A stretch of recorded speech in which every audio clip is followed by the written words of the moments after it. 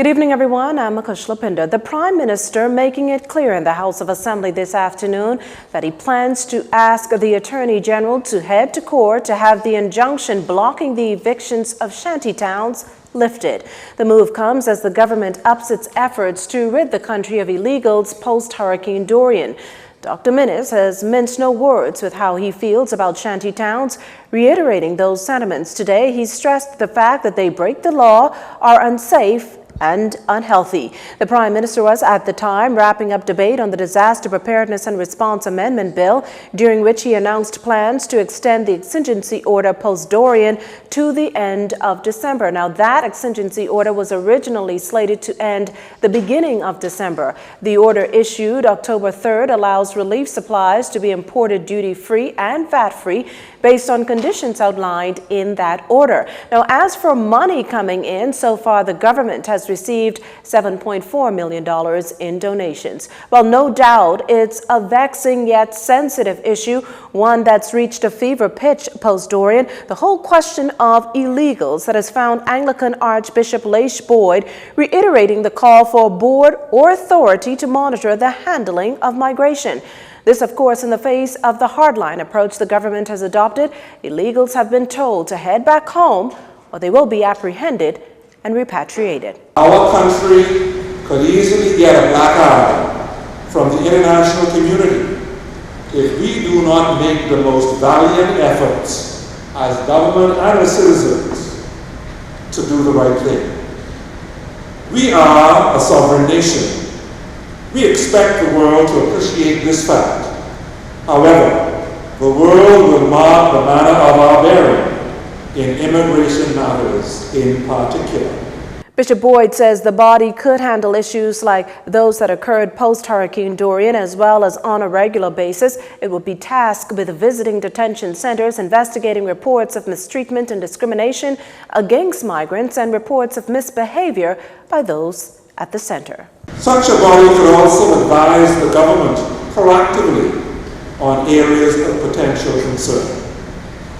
This list is not exhaustive, but I want to make the point that as concerns arise in these areas, such a body ought to be able to advise, but also to speak on issues.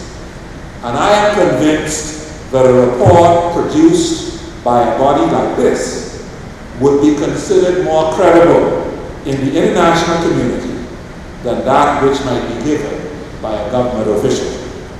As for the treatment of migrants, Bishop Boyd said sensitivity must prevail even if what is said is right. How and when it's said must be taken into account. I strongly urge that calmer heads prevail as the debate and discussion goes on. Some of the rhetoric and extreme language that I have heard from those supporting migrants and those who are not is unhelpful. It is provocative, and it does not help to cause the harmony that we desire as a country. Sensitivity must prevail. Even if what we say is right, how we say it and when we say it must be taken into account. Bishop Boyd was addressing the opening of the Anglican Diocese 116th Synod at Christ Church Cathedral. Meantime, a change in policy for international volunteers wishing to assist with post-Dorian restoration efforts. They must now get work permits and for safety and security reasons. According to Immigration Minister Ellsworth Johnson, the government is obligated to ensure those entering the country have honest intentions. You must understand that around the world, after devastations, you've had persons who came and they did not have proper intentions. Women and children were hurt. Now, the Bahamas is still inviting persons to come.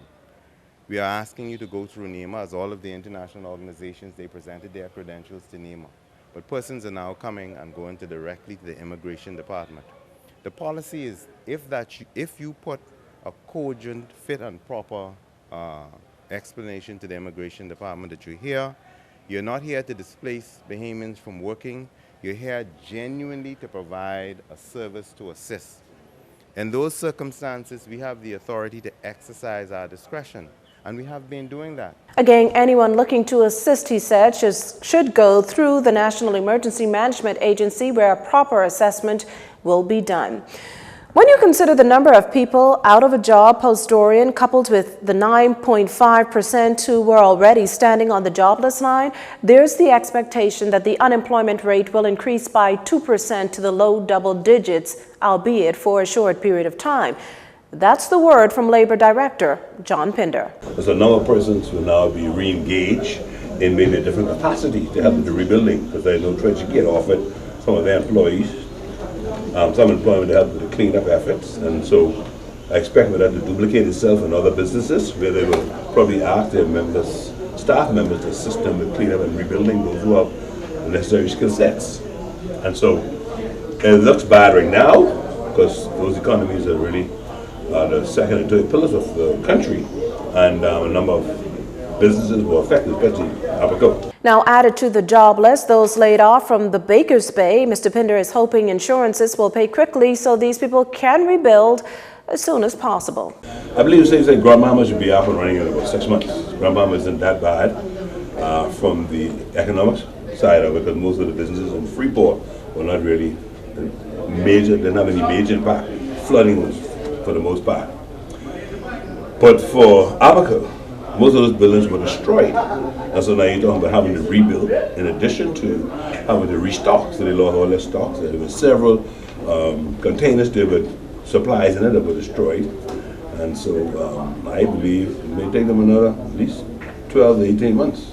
The government is keen on getting Abaco and Grand Bahama back up and running. In the case of the former, it's pushing for the airport in Marsh Harbor to begin welcoming international flights.